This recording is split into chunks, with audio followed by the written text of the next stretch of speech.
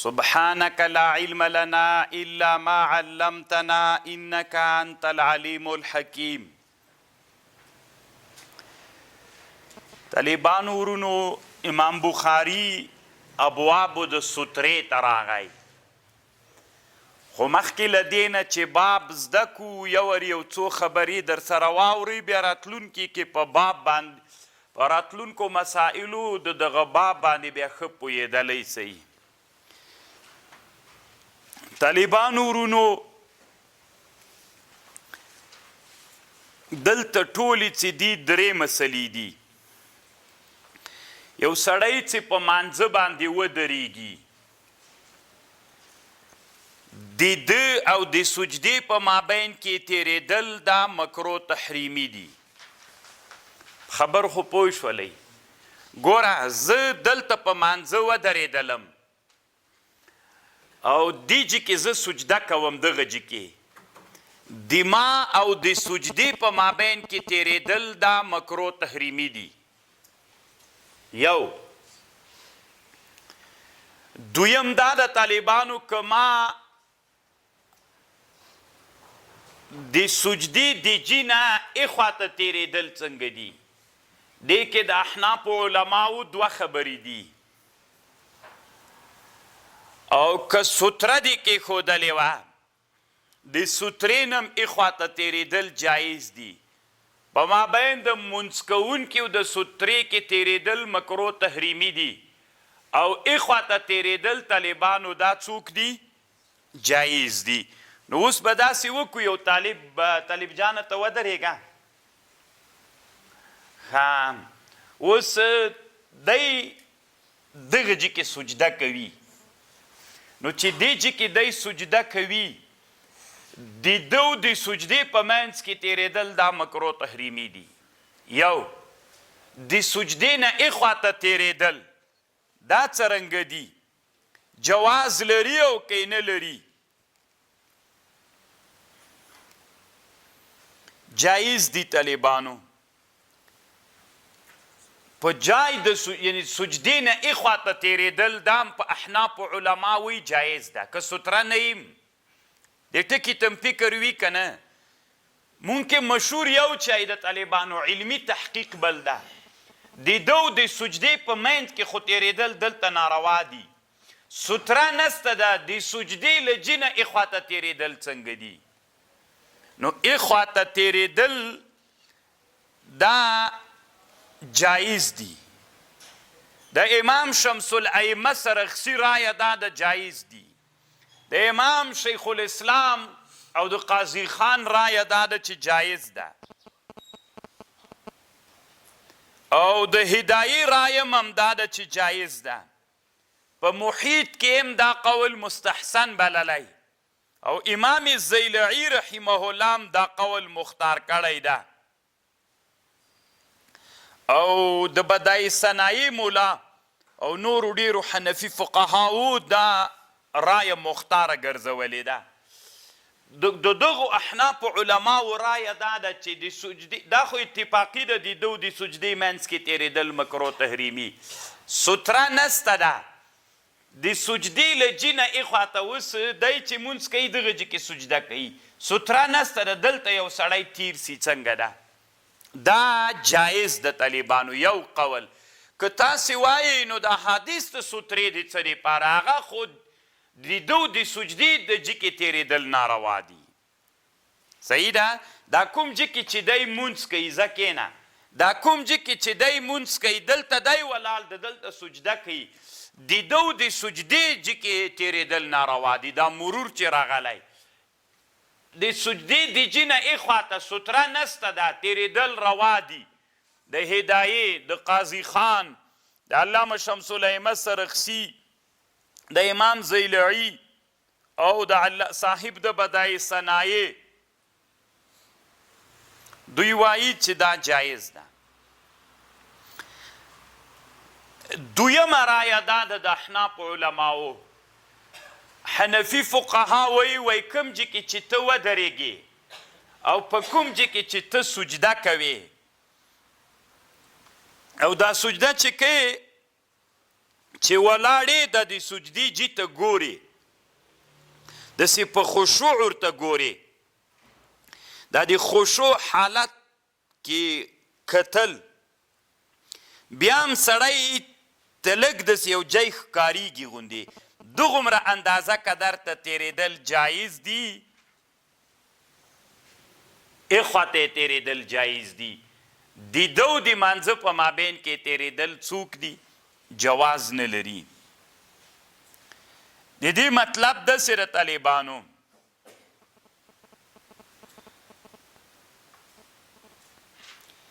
اوس مثلا ته ودرېږه لاسونه ونیسه سجدي جي ته ګوره سجدي جای د کم یو ده چې ټیټ سي کم یو تی ګوته پکې ده دومره نږدې به نه وي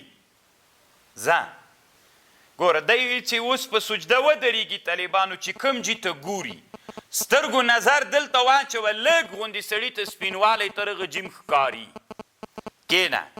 اصل فقها داسې وایي تعبیر به داسې وکړو طالبانو چې د ده د سجدې د جي نه 3 ګزه شرعي اخواته د دې په مابین کې تېرېدل مکروه تحریمي دي د اول قول مطابق خدا او د سجدې او د دې په مابین کې تېرېدل څوک دي د سجدې نه اخواته تېرېدل څوک دي دا یو دویم دا د طالبانو ورونو چې دویم روایت د ده او د سجدې د جي نه 3 شرعي ګزه اخواته اوس ودرېږه ته میز مه لرې کوه دا د ده د سجدې ځای ده 1 متر 2 متره 3 ته طالب جانه لاس ګوته جګه ونیس سپینو کالی وله سمې جګه ونیسه چې ودې ویني طالبانو د ده او د هغه سړي په مابین کې دلته تېرېدل ناروا دي منځ کې که ستره نه وه دې نه اخواته تېرېدل روا ده که ستره وه که نه وه طالبانو دا دویمه رایه د احنافو ده ګورئ طالبانو تاسې د فکر ته پام وي چې ستره نه وي دا بحث ده اوله رایه خو دا وه چې دلته سجده وه د ده او د سجدې منځ کې تېرېدل ناروا و اخواته روا و چې د قاضي خانو د هدایي او د دوی رایه وه دویمه رایه دا ده د ده او د چا په مابین کې چې سجدې جي ته ګورې 3 متره داسې شرعي خواته سړي ته ښکاري د یعنې داسې د سجدې د جي نه 3 متره هلته د ده او د ده په مابین کې تېرېدل ناروا دي اخواته تېرېدل روا دي کینه دا طالبانو د نهایي مولا دا قول صحیح ګرځولی علامه ابن الامام په فتح القدیر کې هم دا قول صحیح ګرځولی ده او علامه ظفر احمد عثماني رحمه الله علامه فخر الاسلام علامه ظفر احمد عثماني رحمه الله په اعلاء السنن کې هم طالبانو دا قول مختار ګرځولی دوی وی وقد جربت ذلك فظهر لي أنه إذا كان بصره في قيامه في موضع السجود لا يجاوز 3 أذرع فالتقدير بذلك موافق للأثر ولمختار أجلة الفقهاء من أصحابنا وقال المحقق والذي يظهر الترجيح ما اختاره في النهاية من مختار فخر الإسلام وكونه من غير تفصيل بين مسجد وغيره أتيك دا پا جماعت کی طالبانو دا رایا او که په صحرا او په دشته کې ولا بس دا رایه مختاره رایه د علامه ظفر احمد عثماني رحمه الله هم دا د طالبانو د امام دغه رایه مختاره رایه ده نو الله دې وکړي چې تاسې راسره په خبر باندې پوه سوي یئ دا یوه مسله شوله طالبانو اوس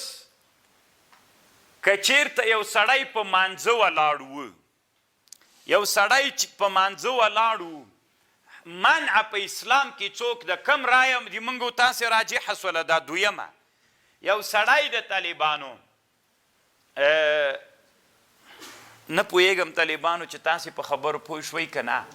ګوري طالبان اوس یو غټ جومات ته دی موږ جومات الله جوړ کړ یو سړی په مانځه باندې ولاړ ده پایې ته نه ده ولاړ دغسې ولاړ ده تنا مانځه ته زه هغلته لرې تیر سوم هلته څه وایي ګوره غټ ملا دی مانځه مخ ته تیر سو زه طالبانو دغه د ابن الامام رحمه الله د خبرې مطابق چې څومره لرې تیر سوم چې زه تیر سوم طالبانو ګوري ګناه نشته د دې ټکي ته فکر وي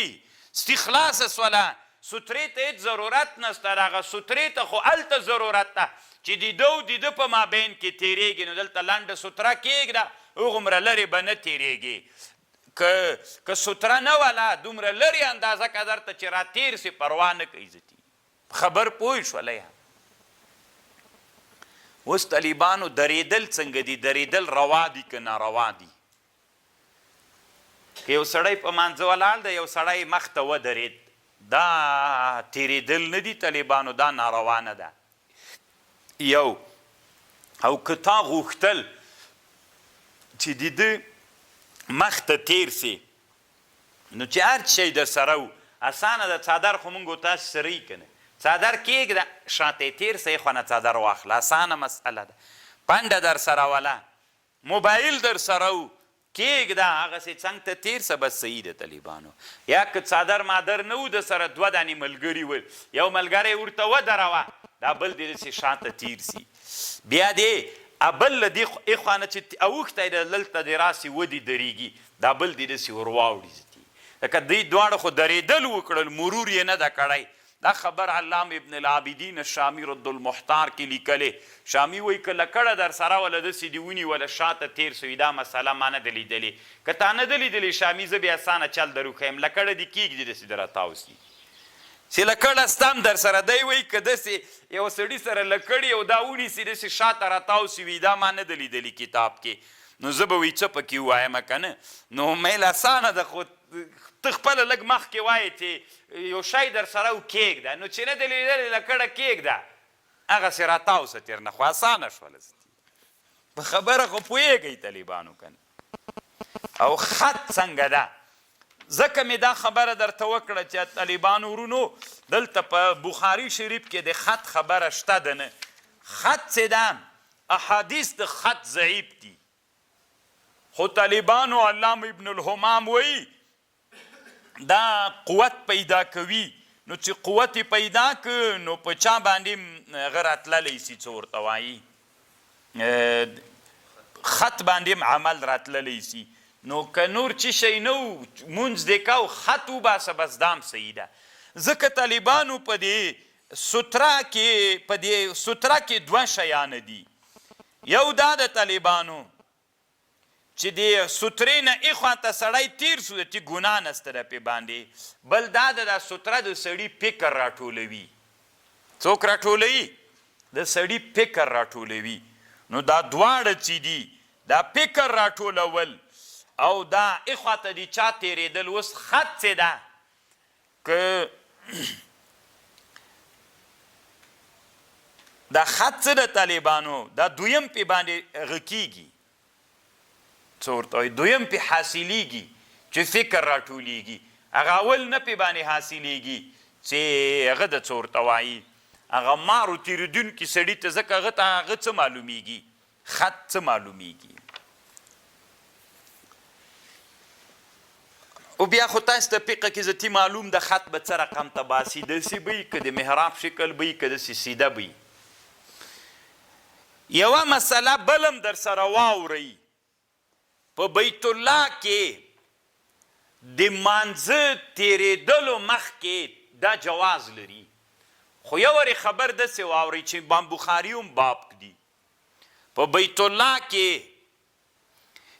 په مطاف کې چې څوک په مانځه ولاړ وي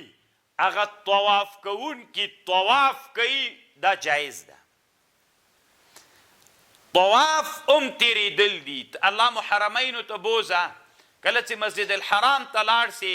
چې طواف خلاص کړي نو رکعتین د طواف به کوي ډېر انسانان په زرګونو په مانځه ولاړ وي رکعتینو د طواف خلک یې مخکې تیریږي طواف کوي نو دغه مرور جایز ده په بیت الله کې دا خو یوه خبر ده چې امام بخاري دې ته باب هم کدي خو یوه خبر چې شامی د امام ابو جعفر طحاوي د مشکل الاثار نه نقل کړی داسې لیکلي دي چې د موږ د احنافو مذهب دا ده چې مطلقاً په کعبه کې تیریدل جایز دي که طواف کوونکی وي که غیر له طواف کوونکي وي تیریدل جایز دي خبر پوه سولی امام طحاوي داسې لیکلي دي چې تیریدل د مونځ کوونکي په مخ کې په بیت الله کې طائف ته خو جایز دی چې طواف کوي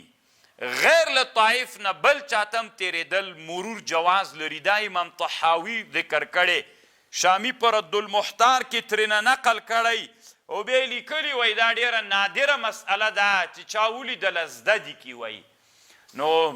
علامه ظفر احمد عثماني صاحب دلته چې نقل کړی بیا خپله د امام طحاوي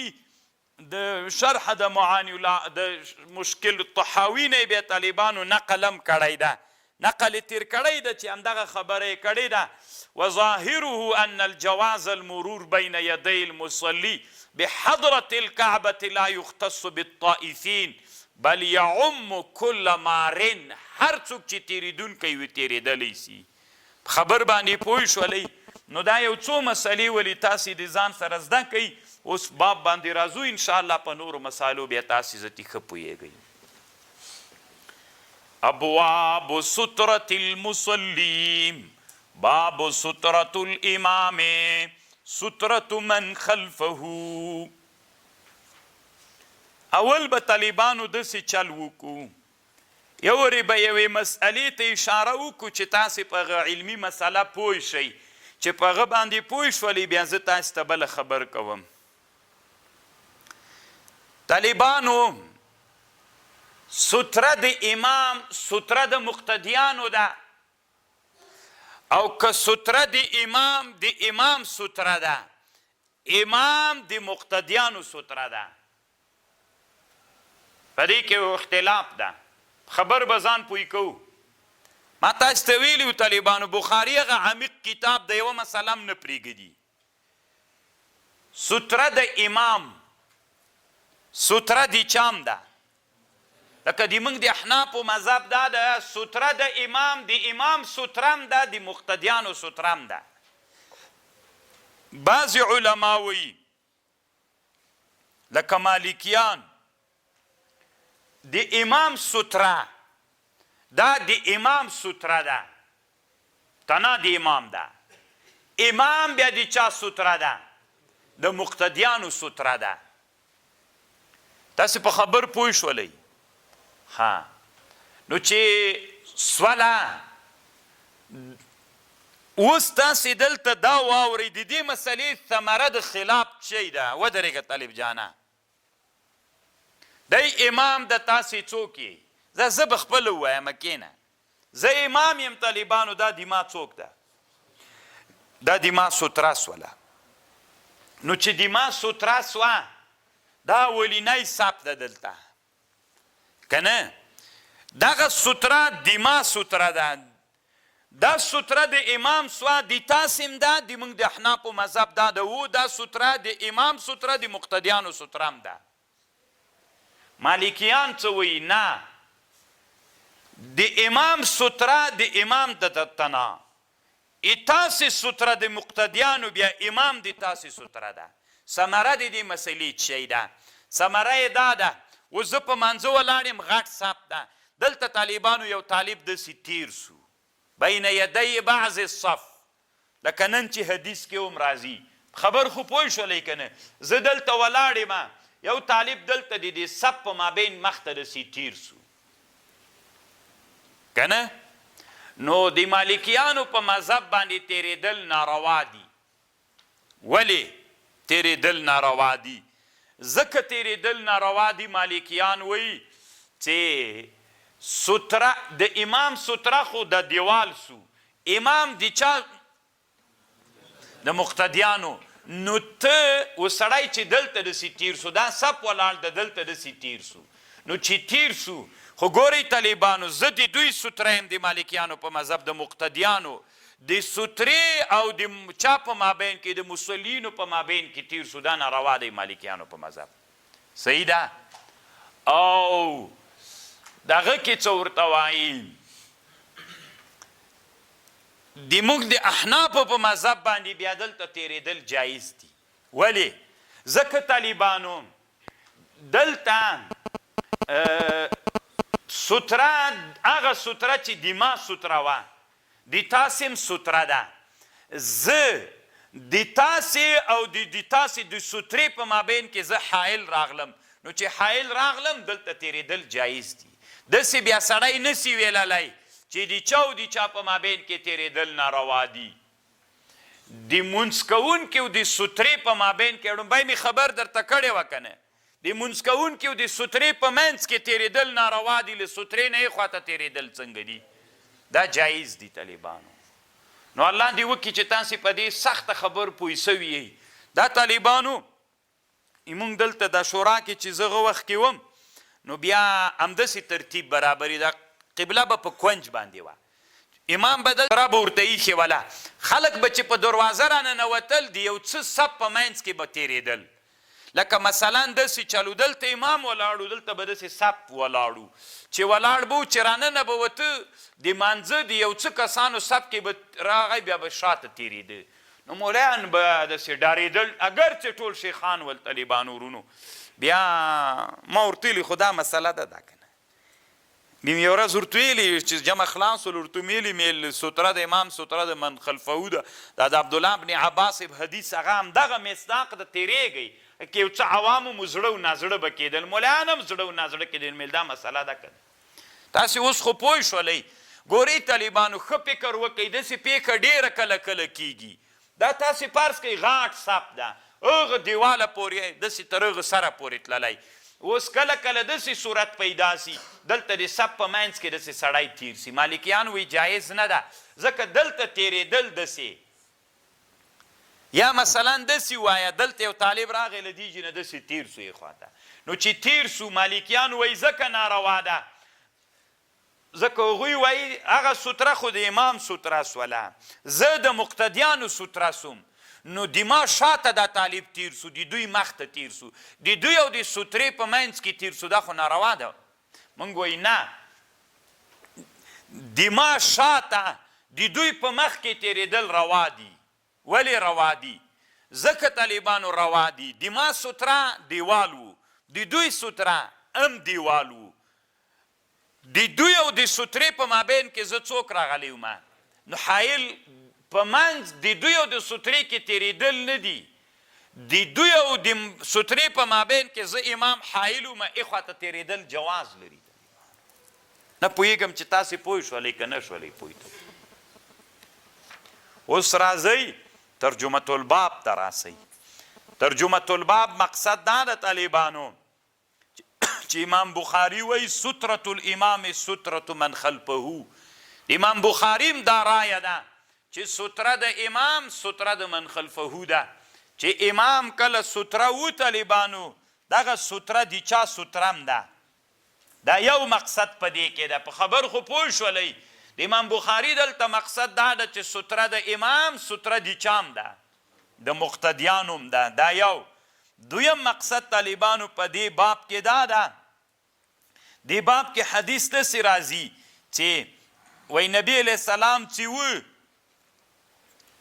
یصلی بالناس نبی علیه السلام مونځ ورکو خلکو ته په مینا کې الی غیر جدارین دیوال ته نه فمررت بین یدی الصف زه په مابین د بعضې صف کې تیر سوم دلته طالبانو معترض اعتراض کوي یو حدیث ووایه بیا به م پې پوه کړم ځه بسم الله الرحمن الرحيم وبالسند متصل منا الى امام البخاري قال حدثنا عبد الله بن يوسف قال حدثنا مالك عن ابن شهاب عن عبيد الله بن عبد الله بن عتبة عن عبد الله بن عباس قال انه قال اقبلت راكبا وای زه راغلم سپورم طالبانو على حمار التانن په خرې باندې و انا یومئذ قد ناهزت الاحتلام بلوغ ته نږدې وم ورسول الله صلی الله علیه وسلم یصلی بالناس نبی علیہ السلام خلکو ته جمع ورکوله په مینا کې دیوال نو فمررت بین یدی بعض الصف د بعض صف په مخ کې تیر سوم فنزلت راکت سوم خره مې پرېښودله څرېدله ودخلت په صف فلم ینکر ذلک علی هېچا په ما اعتراض ونه که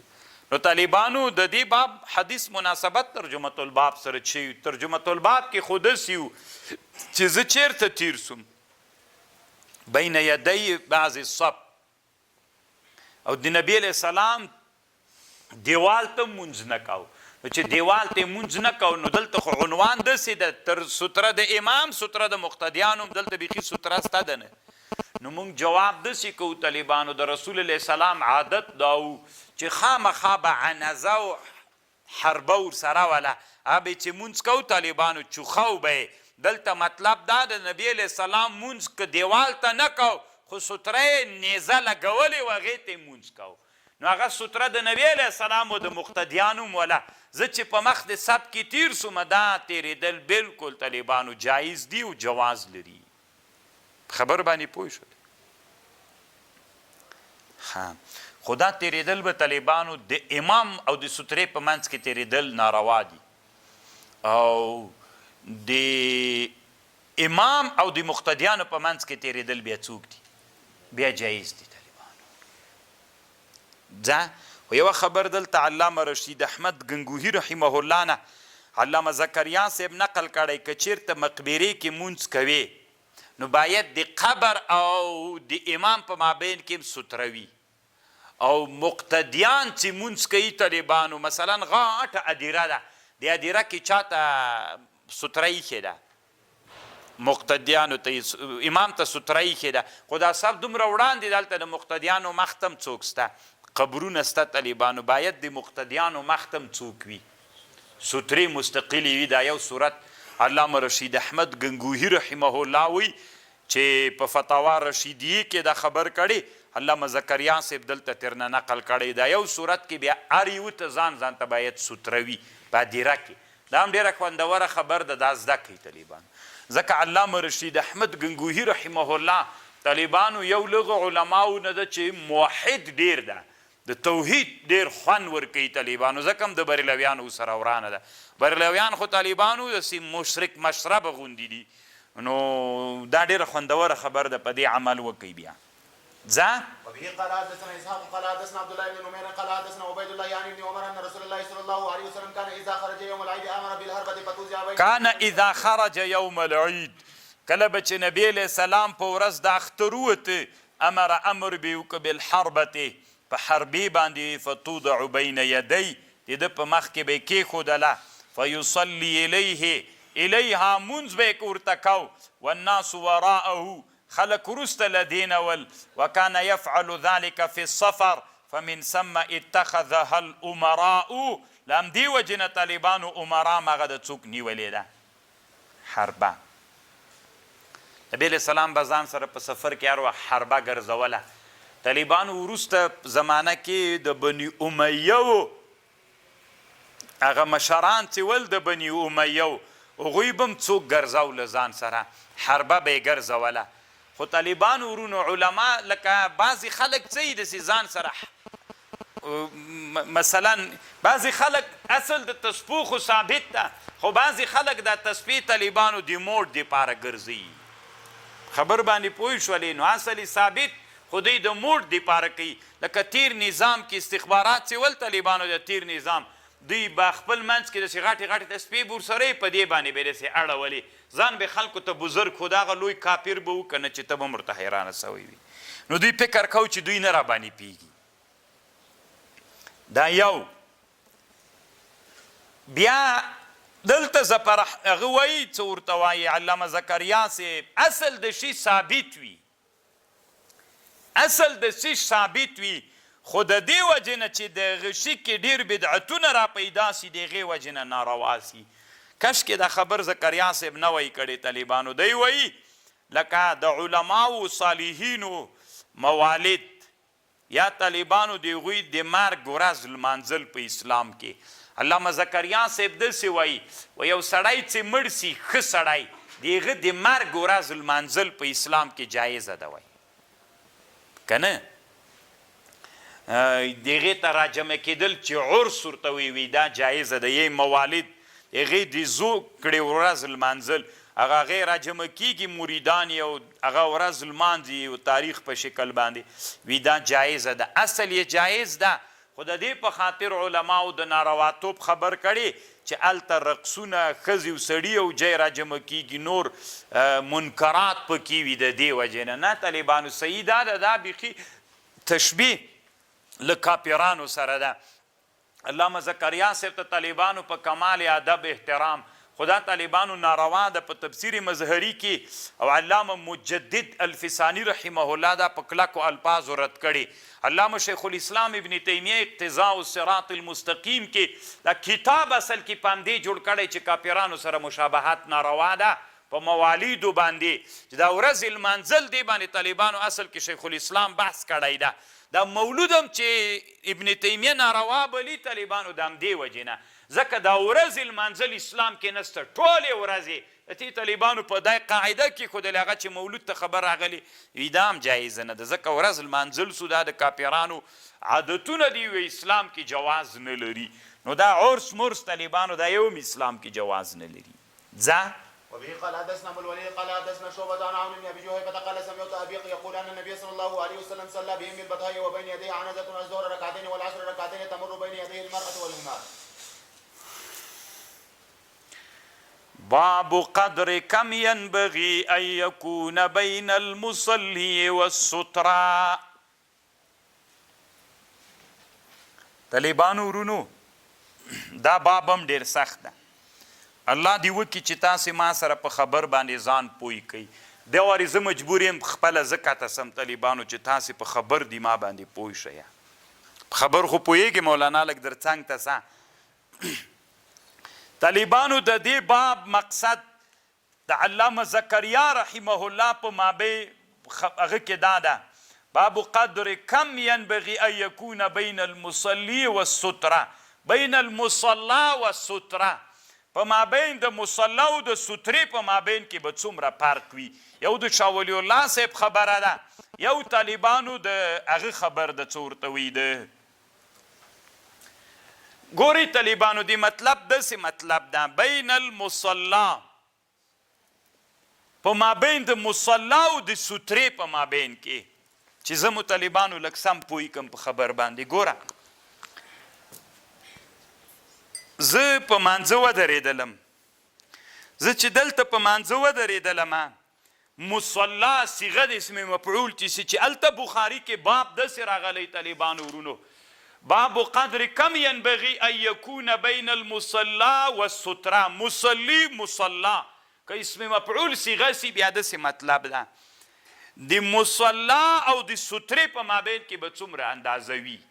مصلا دا زه چې ولاړ یم د سجدې ترجیح پورې دا مصلا سوه بیا طالبانو ستره خو به طالبانو دستی د ما د سجدې په جې کې نه لګوي که نه لږ به یې خواته لګوي د ما د مصلا او د سجدې په مابین کې به څومره اندازه وي شاه ولی الله رحمه الله وی مقصد د دې باب دا ده کوم کتاب چې تراجم مباره د بخاري کې جوړ کړی ده دی وایي 3 ګز اندازه به وي یعنې د مصلا او د سترې په مابین کې باید یعنې ستره او دا سړی چې ولاړ د له پښو نه نیولې تر هغه جې پورې 3 متره به وي ځکه چې زه اوس سجده وکم طالبانو دغه جې کې به سجده وکم نو دلته دومره اندازه که درته باید جای پیدا سي چې ممر د شات سي زه کوم جې کې سجده کوم هلته ستره کېښودلې ده د سترې او د ما په مابین کې باید څوک وي پسه تیر سي ګورئ طالبانو دا دیوال ده که نه زه چې اوس دلته په مانځه ودرېږم د ما د مصلا او دیوال ستره سي د ما او د چا په مابین کې د سترې په مابین کې باید ممر روشات سي ګوره زه چې کله په سجده ولوېدلمه دلته سجدې کې د ما او د سجدې په مابین کې ممر سته که نه دلته باید پسه تیر سي دومره اندازه که درته وي پوه شولی اوس په خبر نو د هلته چې اول باب کې د امام بخاري باب قدر کم ینبغي ان یکون بین المصلا والستره د مصلا دا ټول جای د مصلا او د سترې په مابین کې باید ممر روشات وي دا د شاه ولی الله رحمه الله مقصد شو د ترجمه الباب نه او بل دا د علامه رشید احمد گنگوهی رحمه الله څه وایي رشید احمد گنگوهی رحمه الله وی چې دلته طالبان یعنی مطلب داسې سودي شاه ولی الله صاحب په رایه باندې چې د مصلا او د سترې مجموع هغه به څومره وي 3 متره به وي څو متره به وي 3 متره دا مصلا او دا ستره دا به 3 متره وي رشید احمد گنگوهی صاحب وایي باب قدر کم ینبغي ان یکون بین المصلی والستره دی وایي مقصد یو د طالبانو علامه رشید احمد گنگوهی وایي دا صیغه د اسم فاعل د مصلی څه مطلب یعنی د مونځ کوونکي او د سترې په مابین کې به څومره جای وي ګوره د شاه ولی الله صاحب دا خبره دواړه در باندې ګډې نسی دی وایي د مصلی اخرینی جای کم جای ده سجده د مصلی او د سترې په مابین کې به ممر د شات وي یعنی د مصلی یعنی سجدی جی د سجدی او د سترې په مابین کې به ممر د شات وي دا د ده د خبرې مقصد شاه ولی الله صاحب وایي نه مقصد یې داسې ده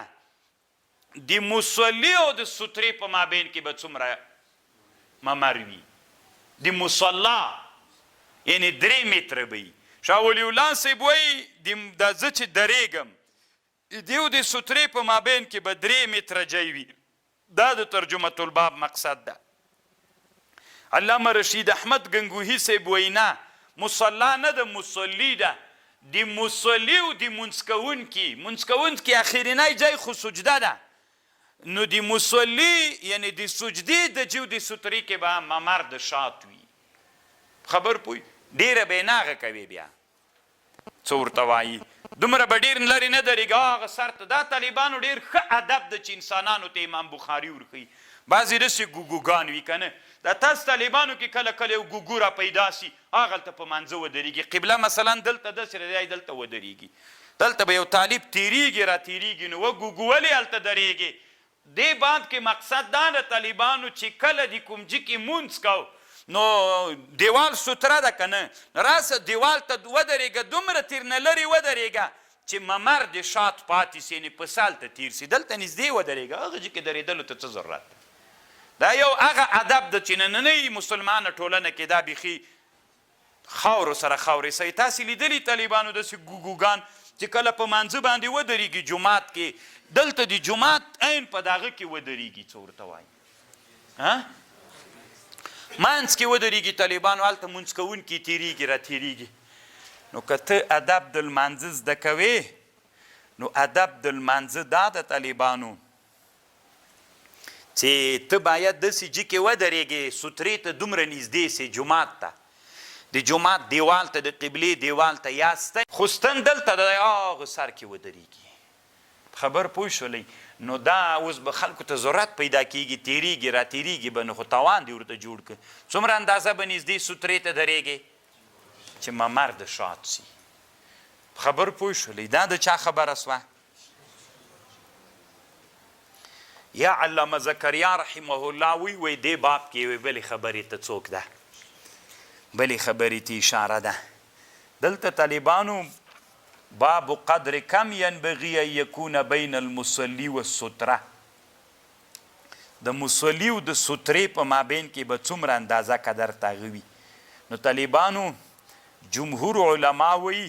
دلته مراد له مصلی نه موضع د سجود ده دا بله خبر د طالبانو په دې به مون بیا لږ ودرېږم چې پوی مو کمه طالبانو د زکریا رحمه الله مقصد داسې ده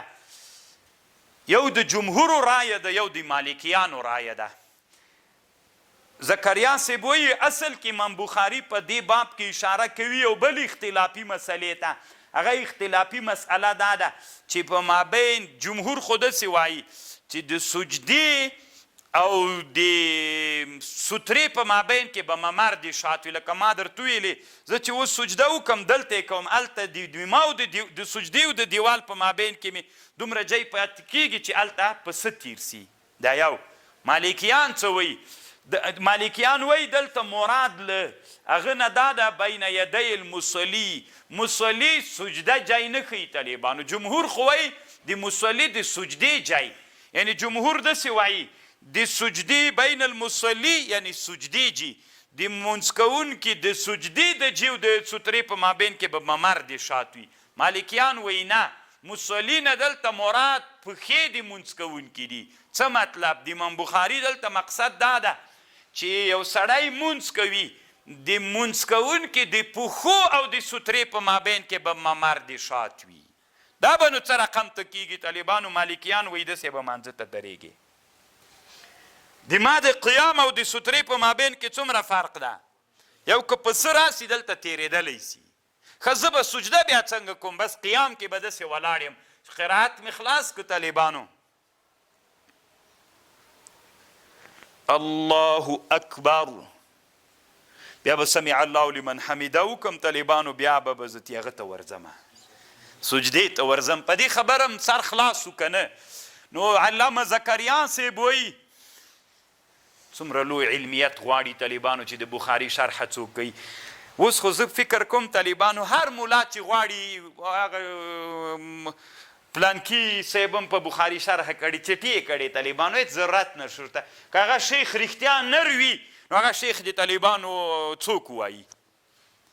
کنز المتواري وایي په بخاري باندې، بس دا نرتوب د طالبانو. خو چې پې پوه شي په خبر خو پوهېږئ که نه؟ ځکه دا دومره سخت کتاب د طالبانو که نه چې بیخي تر حد نه ډېر. الله عز وجل دې د قبر اعلی علین کې وګرځي. الله پاک دې هغه خلکو پزې سپیري کې چې وایي زکریا صاحب یو تبلیغي سړی تېر سوی طالبانو. علامه زکریا صاحب وایي د دې باب مقصد شی ده، وی د دې باب مقصد یو اختلافي مسلې ته اشاره ده. باب قدر کم بین ینبغي ان یکون بین المصلی. جمهور وایي د سجدې او د سترې په مابین کې باید ممر د شات وي. مالکیان وایي نه، دا خو څه کوي؟ عین په مابین سجده نه کوي، په مابین د سترې او د درېدلو د جي کې به ممر د شات وي. نو بیا به څه کوي؟ بیا به شاته کېږي، بیرته را شاته کېږي. خو علامه سیندي رحمه الله نه د نقل کړی د علامه سیندي رحمه الله په هغه باندې رد کړی و. محمل د حدیث هم طالبانو همدا ده. ته اوس راځه پې باندې. یو مولانا د حدثنا ماته سم نه راځي، که ته یې سم نه وایې. حدثنا بیخي لکه حدثنا لږې داسې وایې چې صحیح ده، ته به یې حدثنا وایې، خو داسې وایې چې لږې بیا داسې دغسې.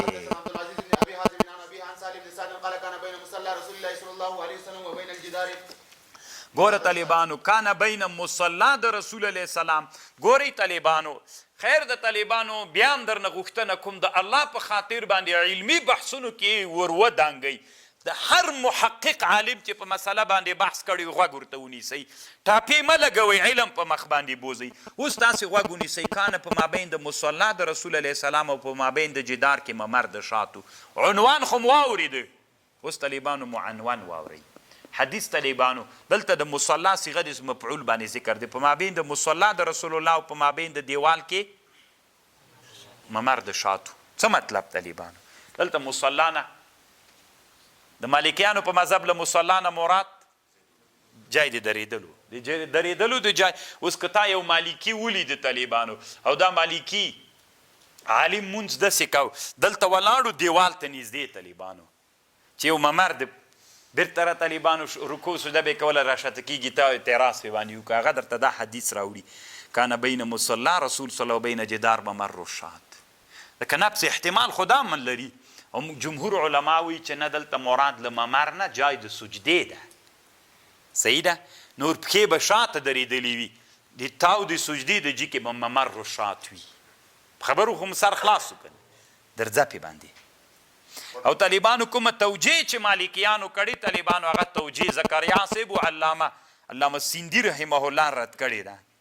ځه. وبه قال حدثنا مكي بن ابراهيم قال حدثنا يزيد بن ابي عبيد عن سلمة قال كان جدار المسجد عند المنبر كادت الشاة تجوزها. قریب و چې په سال ته تیر. ګورئ طالبانو تاسې به وایي ښه نو مقصد خو دې راتویلې. اصلي هدف د دې مسلې څوک د اصلي هدف د دې مسلې دا دغه ګوګوګان په دې خبر باندې پوه کوي چې کله جماعت کې مونځ کوي یا جمع کوي یا مونځ کوي طالبانو دومره لرې جي کې ودرېږي چې دا نه لحاظوي چې خلک بلته تېرېږي، دیوال ته نږدې ودرېږي چې خلک تیر را تیر سي که نه، یا لاره کې دې مونځ کو دیوال ته، یا کوم بل جي کې دې مونځ کو، داسې جي کې درېږه چې د تاو د دیوال په دومره هغه سر کې ولاړې د خلک به څنګه تېرېږي. باب الصلاة الى الحربة، باب د په باره د لمانځه کې الى الحربة، حربې ته. حربه طالبانو نیزه. طالبانو د دې باب مقصد شی ده. علامه رشید احمد گنگوهی رحمه الله یو خبر کړي، سخت خوندور خبر. طالبانو شارحین د دې ترجمه الباب له مقصد نه عاجز دي، خو علامه رشید احمد گنگوهی رحمه الله وی دې ترجمه الباب داسې مقصد تاسې ځان پې پوه کړئ. قسم د طالبانو که سړی ځان سره فکر وکړي دومره عمق د مسلې ته تللی که نه چې ته مرتحب. ټول شارحین د بخاري چې دا باب ذکر کوي طالبانو مقصد لا عینی ولا ابن حجر طالبانو، لا الکرمانی ولا القسطلانی. رشید احمد خلق بیا وایي چې د دیوبند علماو خدمت نه ده کړی. بریلویان طالبانو که اوس نران سي، بریلویان په خپلو مدرسو کې په بخاري باندې شرح طالبانو دیمنګ وایي، د دیوبند علماو شرح وایي. که نران دوی د ځان ته اوس که جوړي کړي هغه موږ نه منو طالبانو، مخکې به یې جوړې کړې، اوس د تیله موږ نه اخلي، له موږ یې چې واخیستلې ځان پسې بیا تړي. اوس خبرې ته غوږ ونیسئ طالبانو. د دې باب مقصد شی دی، د دې باب مقصد داسې د طالبانو ګوره بعضې شیان هغه شیان چې کافران د هغې عبادت کوي، هغې ته مونځ کول مکروه ده که نه چې مخته دي ښي. کوم شی چې د کافرانو معبود وي، دا د رشید احمد گنگوهی صاحب مقصد د طالبانو ښه ورته متوجه سئ. کوم شی چې د کافرانو معبود وي هغه که د مصلی مخ ته ایښی و دا لمونځ څوک ده مکروه ده خان چې مکروه ده طالبانو، ناروا او مکروه ده. مخکې موږ تاسې هم ویلې،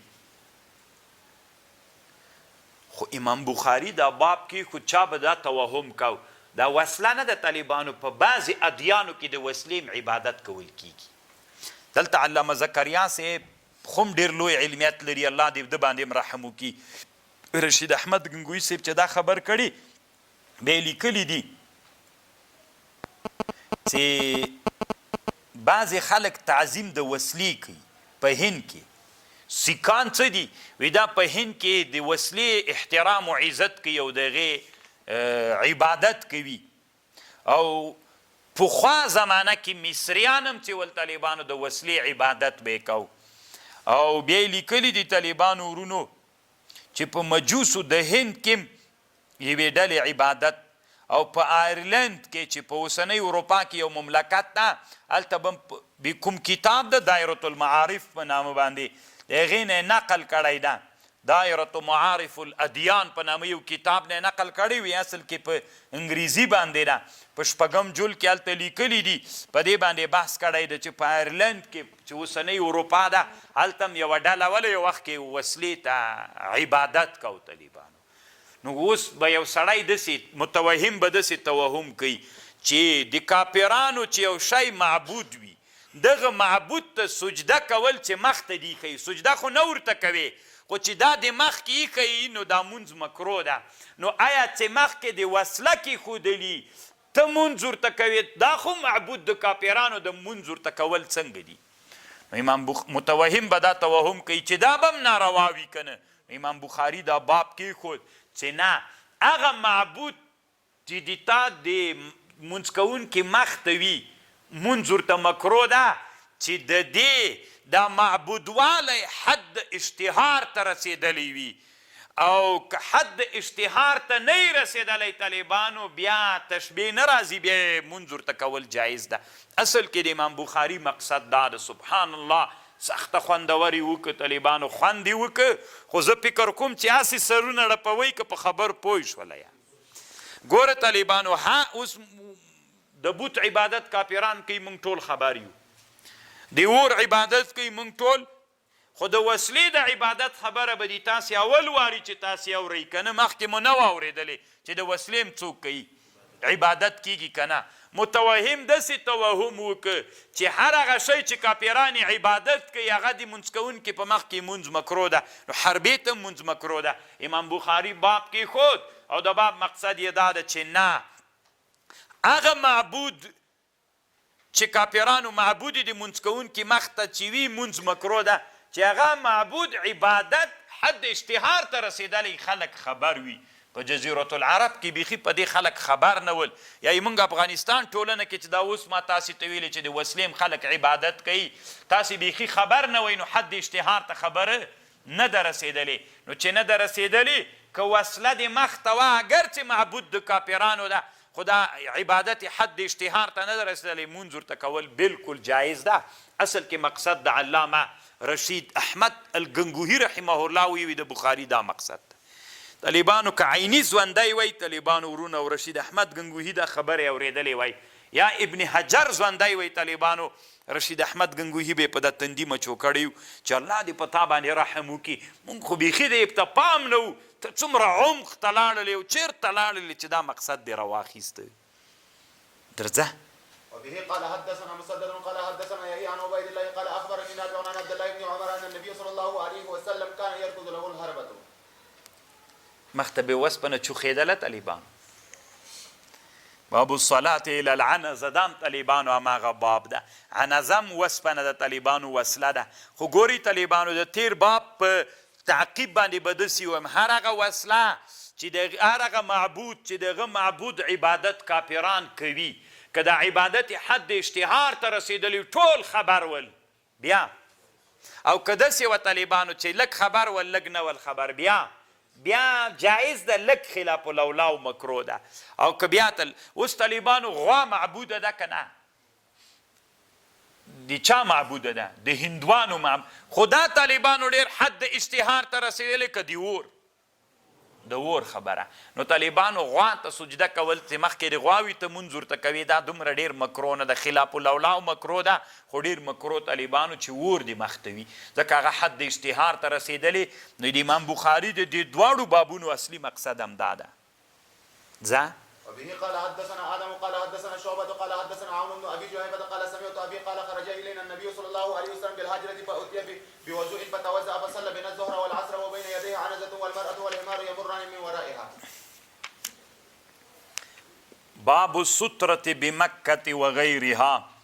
علامه رشید احمد ګنګوهي رحمه الله وی کیدای سي په دې کې د امام بخاري رحمه الله مقصد دا وي چې ستره څه ده ګوري طالبانو د مقصد باندې ځان پوه کې رشید احمد ګنګوهي صاحب داسې وایي یو متوهم به داسې توهم کوي چې کله مونځ کوونکی په بیت الله کې مونځ کوي او طواف کوونکی د مانځه مخ ته تیریږي نو چې د مانځه مخ ته تیریږي نو هغه طائفینو ته طواف کوونکو ته تیریدل په مخ د مانځه د دغه سړي کې جایز ده نو چې دا جایز ده طالبانو نو دینه به داسې توهم ورته راتله چې په حرم کې بیخي څوک سته دننه سترې ته ضرورت نسته ده ګوري طالبانو په دې خبره ځان پوه کوي امام بخاري مقصد داسې ده چې بیت الله کې چې یو سړی مونځ کوي طواف کوونکي تیریږي نو چې تیریږي نو مونځ کوونکي ته به څوک دا مخ ته تیریدل خو جایز دي نو متوهم به داسې توهم وکړو چې په بیت الله کې بیخي نو سترې ته ضرورت نسته تیریدل جایز دي مطلقا جایز دي نو امام بخاري رحمه الله باب کې خود چې صحیح ده طواف کوونکو ته خو د مونځ کوونکو په مخ کې تیریدل جایز دي خو بیا هم څوک مستحب ده ستره مستحب ده سره له دې چې مثلا دا بیت الله ده دلته خلک تیر نه چار طواف کوي ته دلته په مانځه باندې ولاړې تیریدل خو جایز دي خو بیا هم اولا او افضله دا ده چې ستره کیږدي څادر راواخله طالبانو پګړۍ راواخله سړي سر خپلې چپلقې په طواف کې همغه راواخله کیږده مخ ته چې د تا او د طایفینو په مابین کې ستره سي صحیح ده جایز خو ده خو متوهم داسې توهم کو چې لکه چې بیت الله کې بیخي چاته ضرورت ځتي نسته ده سترې ته امام بخاري باب کې خود چې نه مندوب او مستحبه دا ده چې په حل کې مستحب ده او په حرم کې په مکه کې طالبانو غیر له مکې نه په ټولو ځایونو کې ستره افضله ده اولا ده ستره بګدي او یو طالبانو چې هغه طایفینو دپاره مرور جایز سوی ده هغه بنا په چا باندې ده د ضرورت په بنا باندې ده جایز ده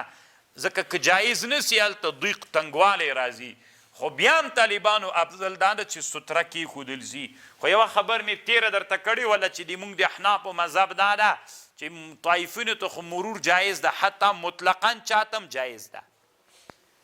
په بیت الله کې مطلقاً غیر له طایفینو نه بغیر بل چاتم څوک ده. د مطلب ابن ابي وداع حدیث ته طالبانو، مطلب هغه حدیث چې شرح د معانی الاثار کې نقل کړی، دلته طالبانو زکریا صاحب هم له شامی نه هغه خبر نقل کړي چې مشکل الاثار د طحاوی کې لیکلي دي چې ان المرور بین یدی المصلی بحضرة الكعبة یجوز طالبانو جایز ده، مطلقاً جایز ده. دا معنی نه چې تنا طایفینو دی پاره ټولو دی پاره جایز ده. وبه قال حدثنا سليمان بن حرب قال حدثنا شعبة عن الحكم عن ابي جهيبة. دا ښه مسله ده، زده کوي طالبانو. په بیت الله کې طالبانو کېدلی نسی، ډېر زیات حرج وي. کار مونځ کوونکي کې ته تېرېږي نو بیا به لکه مامۍ داسې روانې زه به کوټې ته په 500 کې ولاکه ورسېږي. نو که سړی تیر سي، طالبانو چې کومه خبرې امام طحاوي کړې دا خوندوره خبر ده. طالبانو دنیا کې خو ډېر علما تیر سي، بعضې داسې علمایي مسله حل کړي لکه امام طحاوي غوندې طالبانو ډېر خوندور ملا تیر سوی، الله دې د باندې هم رحم وکړي. څه خوند کوي طالبانو، کاش کې لږ ډېر کتابونه نور هم جوړ کړي وای. بیا مې د سره وعده ده طالبانو مشکل الاثار د طحاوي چې ترمذي خلاص اوس بیا زه درته وایم 11 سبقه به پکې وایي انتخابي طالبانو ان شاء الله. درځه بالهاجرة فصلى بالبدهاء الظهر والعصر ركعتين ونصب بين يديه عنزة وتوزأ فجعل الناس يتمسحون بوضوئه. باب الصلاة إلى الأسطوانة. طالبانو د دې باب مقصد د علامه رشید احمد گنگوهی رحمه الله په نیز باندې چي ده. حدیث کې طالبانو منع راغلی ده. نبی صلی الله علیه وسلم وی حدیث کې منع راغلی طالبانو چې تاسې مونځ استوانې ته مه کوئ. مخکې ترمذي کې نهى ان نصف بین الصواري على عهد رسول الله صلی الله علیه وسلم ونطرد عنها طردا. کنه طالبانو مونځ اصل کې اوس مقصد دا ده. ګوري طالبانو رشید احمد گنگوهی صاحب داسې وایي په حدیث کې خو منع راغلی چې تاسې د دوه ستنو په مابین کې مونځ مه کوئ. نو متوهم به دا توهم کوو چې د خپله ستن څه ده، د جومات مټ او ستن په دې کې څه خبر ده. نو چې په دې کې خبره سوله نو علت به دا هغه ته څه ورته وایي نفس استوانه کې علت، ستنه کې څه علت وي چې رسول الله سلام وایي چې د دوه ستنو په مابین کې مونځ مه کوئ. امام بخاري دا باب کې خود چې ګوري طالبانو فکر تم پام وي دا حدیث کې چې منع راغلی ده چې تاسې د دوه ستنو په مابین کې مونځ مه کوئ، دا د نفس ستنې د وجې نه ده بلکې دا د دوو نور وجوهاتو نه ده چې هغه خپله ستنه کې نه ده، له ستنې نه باندې دي. یو خدا د طالبانو ورونو چې تیریدونکو ته ضرر رسیږي، خو ستنې ته ودرېږه. که د دوه ستنو په منځ کې ودرېږي بیا سړی نسي تېرېدلی که نه. څه به کوي طالبانو؟ څادر هم نسته ورسره، لکړ هم نسته ورسره، بل شی هم نسته ورسره چې کیدي. نو دا د دوه ستنو په مابین کې تېرېدل د دې وجې نه مکروه نه دي چې ستن کې مشکل ده، د دې وجې نه چې مرور ته مارو تېرېدونکي ته ضرر رسیږي. یو او دویم دا ده طالبانو ورونو انقطاع د صفونو راځي. اوس دلته طالبانو داسې ستنې ولاړې دي، یوه دوه درې، نو چې ته د ستنو په منځ کې صف ودروې نو څوک راغلل؟ قطع د صف راغلله، په ستنو باندې انقطاع د صف راغله که رانغله طالبانو. نو دلته مطلب داسې سو طالبانو ورونو رشید احمد گنگوهی صاحب وایي د دې باب مقصد داسې ده. حدیث کې خو منع راغلی چې د ستنو منځ کې مه درېږه. متوهم به دا توهم کو چې دا خپله ستنه کې څه خبر ده. امام بخاري د متوهم دغه توهم دفع که چې نه ستن کې مشکل نه ده، د ستنو په مابین کې مونځ کول مکروه د دې وجې نه ده چې څوک راځي. یو انقطاع د صف راځي، دویم علت د نهیې مارو تېرېدونکي ته ضرر رسېږي. که دا دواړه نه ول اوس ته ناګزار سړی د طالبانو یا امام ده، امام د دوه ستنو په منځ کې تېرېدلی شي که نه، لکه انقطاع هلته صف ته ضرورت شته دی د په حق کې، منفرد د طالبانو د تم څوک جایز ده لکه د په حق کې خو صاف نسته خو دا بل علت هم چې وي چې مار و تېرېدونکي ته څوک نه ضرر نه نو دا مقصد اصل کې د باب ده خو دا خو د رشید احمد ګنګوهي صاحب په رایه کې او طالبانو علامه زکریا صاحب وی دې باب کې اصل کې مقصد دا ده طالبانو د حدیثونو کې خو داسې راځي چې یا د فقه کتابونو کې مسله داسې راځي چې ستره به په صحرا کې لګوي ګوره نبی علیه السلام د حدیثونو هم چې راځي نبی علیه السلام سره عنازه وه په صحرا کې چوخ به یې کړله لمونځ به یې ورته کاو نو اوس به یو متوهم دا توهم کوي چې دا ستره مستحب تنا په صحراو کې مستحب ده امام بخاري باب کې خود باب الصلاة الى الاسطوانه یعنی مطلب دا د طالبانو چې په مسجدونو په آبادیو کې هم سترې ته ضرورت شته داسې نه ده چې تنا په صحرا کې څوک ده مستحب ده په بنیانو په آبادیو په جومات په کور په غټه کوټه هلته هم څوک مستحب ده ستره مستحبه ده زکریا صاحب وایي د دې باب دا مقصد ده درځه وقال عمر رضي الله تعالى عنه المصلون احق بالسوار من المتحدثين څه وایي طالبانو اوس بعضې خلک هغه ته دا هم ډېره ښه خبر ده یو سړی د ستنې ته ناست ده خلک ناست دي ستنې ته تکیه ورته کړي مجلس کوي یو سړی جومات ته راننوت طالبانو نو حق په ستنو باندې مسلون دي چې مونځ کوونکي دي ځکه بیا نه مار ته ضرر رسیږي او په مخ کې هم خلک تېرېږي زه تې پروا نه کوي ستره به سي او خبرې دي نه ورته کوي دوی کوي که څوک هغه څه ورته وایي راغی د مسلون له دې نه حق دي ورأى عمر ولید عمر یو سړی یصلي منځ کو بین اسطوانتین فادناه الى ساریه ورنږدې کستنی ته فقال ورته ویلي صلی الیها چاته منځ وکړه ولې ځکه چې تا ستنې ته منځ نه کوې دوه خبرې سولې چاته ضرر ده مار ته ستنې ته یې نږدې ودروه درځه وبه قال حدثنا المكي بن ابراهيم قال حدثنا يزيد بن ابي عبيد قال كنت اتي مع سلمة بن الاكوع فيصلي عند الاسطوانه التي عند المصحف فقلت يا ابا مسلم اراك تتطهر الصلاه عند هذه الاسطوانه قال فاني رايت النبي زتاوينما قال كنت اتي زب ابا سلم مع اتي مع سلمة بن الاكوع سره بچ جمعه تراغلم د به مونځ کو طالبانو له هغه ستنې سره چلته به قرآن کوي ما ورته ویلې ابا مسلمه هر وخت زه تاوینم چې قصد کوي دغه د مانځه دغې ستنې سره هر وخت مونځ کوي قصدي یې کوي قال اني رايت صلى الله عليه وسلم نبي صلى الله عليه وسلم يتحرى الصلاه عندها نو تبرک سو کنه طالبانو کوم چې نبی علیہ السلام مونځ ډیر کاو د به مالته مونځ کاو نو دې ته طالبانو بعض روایتونو کې راځي عند المصحف بعض روایتونو د مسلم کې راځي یصلي وراء الصندوق دې ته طالبانو علماوي استوانه د عیشیم وي استوانه د قرعیم ورته وي نور زه بیا تاسې هغه ګوري علامه سمهودي وفا الوفا په هغې باندې ټول بحث کوي درځه وبه قال حدثنا قبيصة قال حدثنا سفيان عن عمرو بن عامر عن انس بن مالك قال لقد ادركت كبار اصحاب النبي صلى الله عليه وسلم يبتدرون السواري عند المغرب وزاد شعبة عن عمرو عن انس حتى يخرج النبي صلى الله عليه وسلم باب الصلاة بين السواري في غير الجماعة طالبانو علامه رشید احمد ګنګوهي رحمه الله وی د دې باب مقصد داسې ده مخکې که تاسې فکر وکړو طالبانو باب کې داسې تیر سو چې مونځ استوانې ته طالبانو اولاده د دې مسلې طالبانو مقصد داسې ده مخکې هغه تیره سوله څه ورته وایي خبره علامه زکریا صاحب وایي طالبانو ورونو وایي د دې باب مقصد داسې ده یو د رشید احمد ګنګوهي صاحب مقصد ده یو د زکریا صاحب مقصد زکریا صاحب وایي طالبانو ورونو چې مخکې حدیث کې داسې تیر سو چې سړي مونځ کو په مابین د دوه ستنو کې عمر رضی الله عنه راونی او ستنې ته یې ودره نو دې نه معلومه سوله طالبانو چې د دوه ستنو په مابین کې درېدل جایز نه دي متوهم به داسې توهم کوي چې دا جایز نه ده امام بخاري باب کې خود باب الصلاة بین السواری فی غیر جامع یعنی هغه خو په اولویت محمول ده ادي چا خبر د عمر رضی الله عنه خبر دا معنا نه چې جایز نه ده جایز ده دلته باب کې خود باب الصلاة بین السواری فی غیر جماعت مونځ په مابین د ستنو کې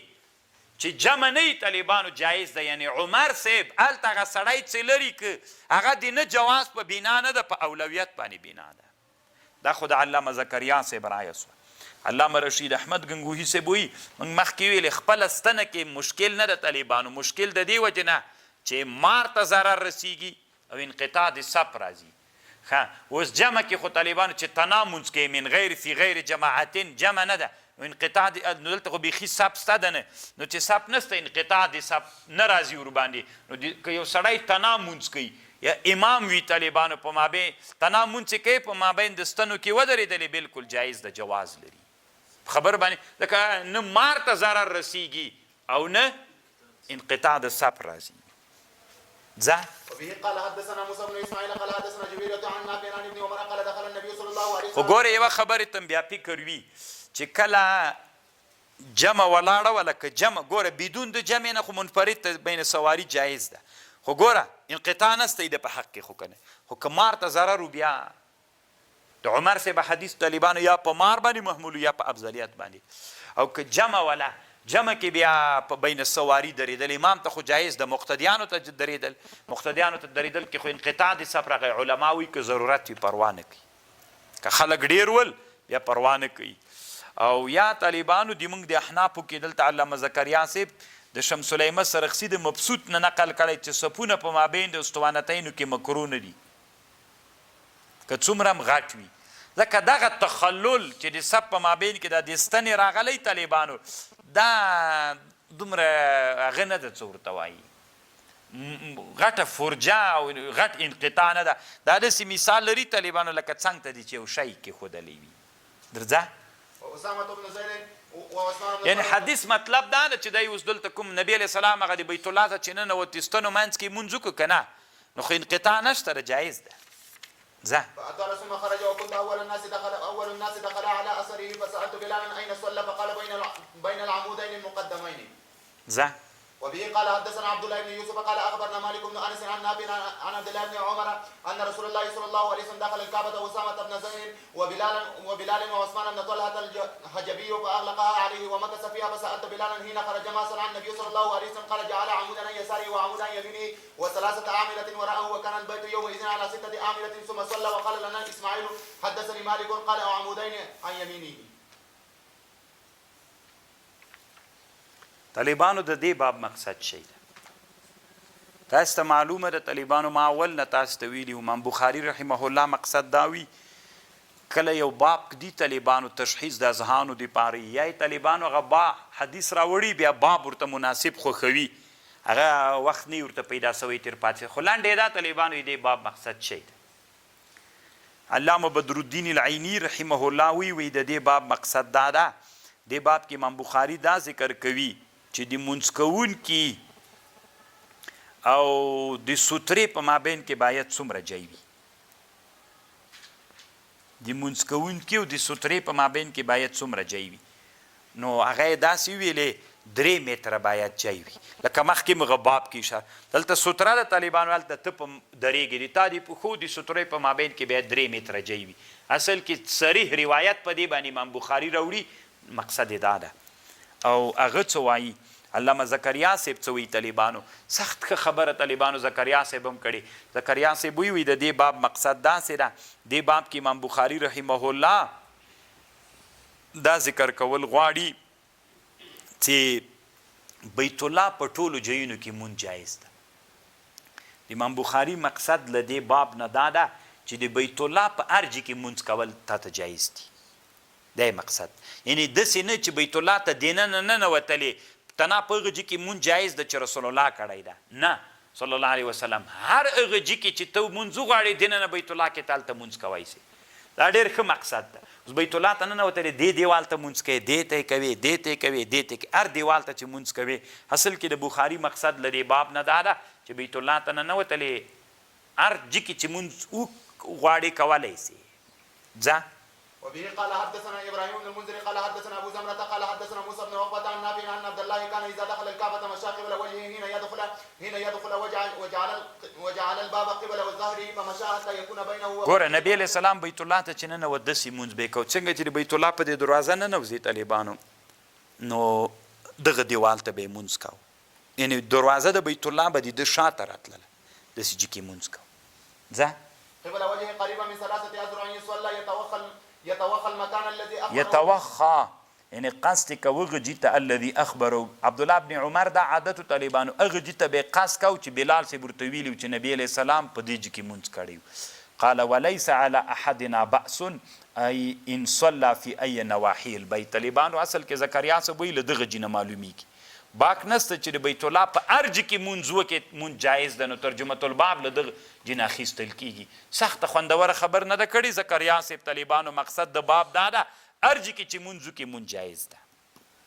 خو عبدالله ابن عمر ولې توخي کوله طالبانو قصد کو د تبرک دپاره طالبانو ځکه بس ته چې هلته یې مونږ بل کتاب هم پاتې اگر چې ما یې 2-3 نور بابونه هم کتلي دي.